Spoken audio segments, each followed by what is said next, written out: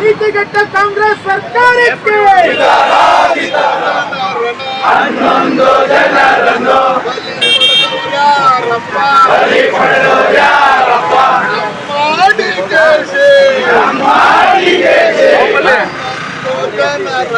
ಹನ್ನೊಂದು ಜನರನ್ನು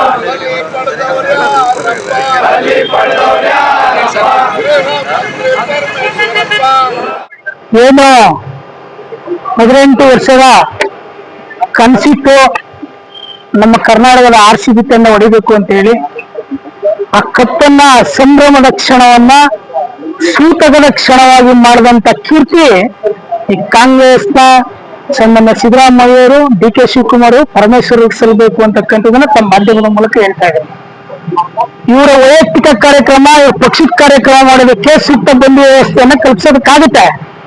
ಆದ್ರೆ ಸಾರ್ವಜನಿಕ ಕಾರ್ಯಕ್ರಮ ಆಗಿರೋದ್ರಿಂದ ಇವರ ಬಂದೋಬಸ್ತನ್ನ ಕಲ್ಪಿಸೋ ವಿಫಲ ಆಗಿ 11 ಜನರ ಅಮಾಯಕ ಜೀವಗಳನ್ನ ಪಡೆದಂತ ಕೀರ್ತಿ ಈ ಕಾಂಗ್ರೆಸ್ ಸರ್ಕಾರಕ್ಕೆ ಸಲ್ಲಬೇಕಾದಂತದ್ದು ಇವತ್ತು ಪರಿಸ್ಥಿತಿ ಬಂದಿದೆ.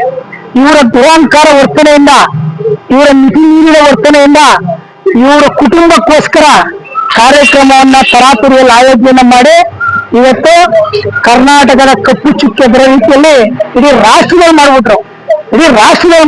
ಒಂದಲ್ಲ ಒಂದು ಈ ಕಾಂಗ್ರೆಸ್ ಸರ್ಕಾರ ಬಂದ ಮೇಲೆ ಸಾರ್ವಜನಿಕರಿಗೆ ಬರೆಯಲಿ ಅಂತ ಕೆಲಸ ಆಗ್ತದೆ ಹೊರತು, ಸಾರ್ವಜನಿಕ ಕಮ್ಮಿ ಕೊಡ್ಬೇಕಾದಂತ ಕೆಲಸ ಆಗ್ತದೆ ಹೊರತು, ಸಾರ್ವಜನಿಕರ ಅಭಿವೃದ್ಧಿ ಮಾಡ್ತಕ್ಕಂಥ ಕೆಲಸ ಒಂದೂ ಆಗಿಲ್ಲ. ಇವ್ರು ಯಾಕೆ ಅವ್ರ ಬಂದೋಬಸ್ತ್ ವ್ಯವಸ್ಥೆ ಇಲ್ಲ ಅಂದ್ಮೇಲೆ ಸಾರ್ವಜನಿಕರನ್ನ ಯಾಕೆ ವಿನಂತಿ ಮಾಡ್ಬೇಕಿತ್ತು ಬನ್ನಿ ಅಂತ, ಕಾರ್ಯಕ್ರಮಕ್ಕೆ ಯಾಕೆ ಆಹ್ವಾನ ಮಾಡ್ಬೇಕಿತ್ತು? ಈಗ ಈ ಚಾಮುಂಡಿ ಅಲ್ಲಿ ಕ್ರೀಡಾಂಗಣದಲ್ಲಿ 30,000 ಆಸನ ವ್ಯವಸ್ಥೆ ಚಿನ್ನಸ್ವಾಮಿ ಕ್ರೀಡಾಂಗಣದಲ್ಲಿ ಯಾಕೆ ಸಾರ್ವಜನಿಕ ಮಾಡ್ಬೇಕಿತ್ತು? ಮೊದಲೇ ಪಾಸ್ ವ್ಯವಸ್ಥೆ ಮಾಡ್ಬೇಕಿತ್ತು, ಇಲ್ಲ ಆನ್ಲೈನ್ ಮಾಡ್ಬೇಕಿತ್ತು. ಟಿಕೆಟ್ ಇದ್ದವ್ರು ಬರ್ತಾ ಇದ್ದಿಲ್ಲ, ಬರಬಾರ್ದಿತ್ತು. ಎಲ್ಲರೂ ಬನ್ನಿ ಕಾರ್ಯಕ್ರಮವನ್ನು ವಿಜೃಂಭಿಸಿ ಸಮಾರಂಭವನ್ನ ಯಶಸ್ವಿ ಮಾಡಿ ಅಂತ ಕರೆಯನ್ನ ಕೊಟ್ಟು ಅಮಾಯಕ ಜನಗಳನ್ನ ಇವತ್ತು ಜೀವ ಪಡೆದಂತ ಕೀರ್ತಿ ಸನ್ಮಾನ್ಯ ಸಿದ್ದರಾಮಯ್ಯ ಸಲ್ಲುತ್ತೆ.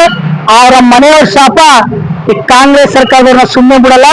ಇದು ಒಂದಲ್ಲ ಒಂದು ಯಾವ ರೀತಿ ತೆಟ್ಟುತ್ತೆ ಅಂತಕ್ಕಂಥ ನೋಡಿ ಸರ್, ಗ್ಯಾರಂಟಿ ಬಗ್ಗೆ ಕೊಟ್ಟರು, ಸಾರ್ವಜನಿಕರಿಗೆ ಬರೆ ಹೇಳಿದ್ರು.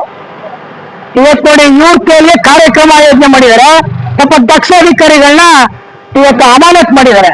ಇದಕ್ಕೆ ಯಾವ ಕಾರಣ? 6 ಜನ ಪೊಲೀಸರು ಗುಪ್ತಚರ ಇಲಾಖೆಯವರು ವರದಿ ಕೊಟ್ಟಿದ್ ಮೊದಲೇ ತರಾತುರಿ ಕಾರ್ಯಕ್ರಮ ಮಾಡಿ RCB ಫ್ಯಾನ್ಸ್ಗಳು ಜಾಸ್ತಿ ಇದ್ದಾರೆ, ಕಾರ್ಯಕ್ರಮವನ್ನು ಮುಂದೂಡಿ ಅಂತ. ಇವರು ವೈಯಕ್ತಿಕ ಹಿತಾಸಕ್ತಿಗೆ ಕಾಂಗ್ರೆಸ್ ಸರ್ಕಾರದ ವರ್ಚಸ್ಸನ್ನು ಹೆಚ್ಚಿಸ್ಕೊಳಕ್ ಹೋಗ್ಬೇಕು ಅಂತ ಹೇಳಿ ಇವರು ಬಾಯಿಗೆ ಮಣ್ಣಾಕ ಅಂತ ಕೆಲಸವನ್ನು ಇವತ್ತು ಕಾಂಗ್ರೆಸ್ ಅವ್ರು ಮಾಡ್ಕೊಂಡ್ರು. 100 ಭಾಗ ಸ್ಥಳೀಯ ಸಂಸ್ಥೆಗಳ ಚುನಾವಣೆ ಬರ್ತಾ ಇದೆ, ಈ ಕಾರ್ಯಕ್ರಮವನ್ನು ವಿಜೃಂಭಣೆಯನ್ನ ಮಾಡಿ ನಾವೇನೋ ಎನ್ಕಾಶ್ ಮಾಡ್ಕೋಬೇಕು ಅಂತಕ್ಕಂಥದ್ದಕ್ಕೆ ಹೋದ್ರು. ಇವರ ದೂರದೃಷ್ಟಿ ಆಲೋಚನೆ ತಪ್ಪಾಗಿದ್ದ ಕಾರಣದಿಂದಲೇ ಇವತ್ತು 11 ಜನ ನಿರಪರಾಧಿಗಳಾಗಿ ಇವತ್ತು ಸಾವನ್ನಪ್ಪಿದ್ರು.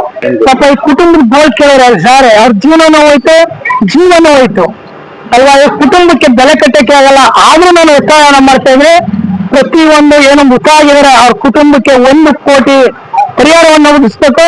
ಆ ಕುಟುಂಬದವ್ರಿಗೆ ಯಾರಿಗಾರ ಒಬ್ಬರಿಗೆ ಸರ್ಕಾರಿ ಕೆಲಸವನ್ನು ಕೊಡಬೇಕು ಅಂತ ಮಾಧ್ಯಮದ ಮೂಲಕ ಒತ್ತಾಯನ ಮಾಡ್ತಾರೆ. ನಮಸ್ಕಾರ.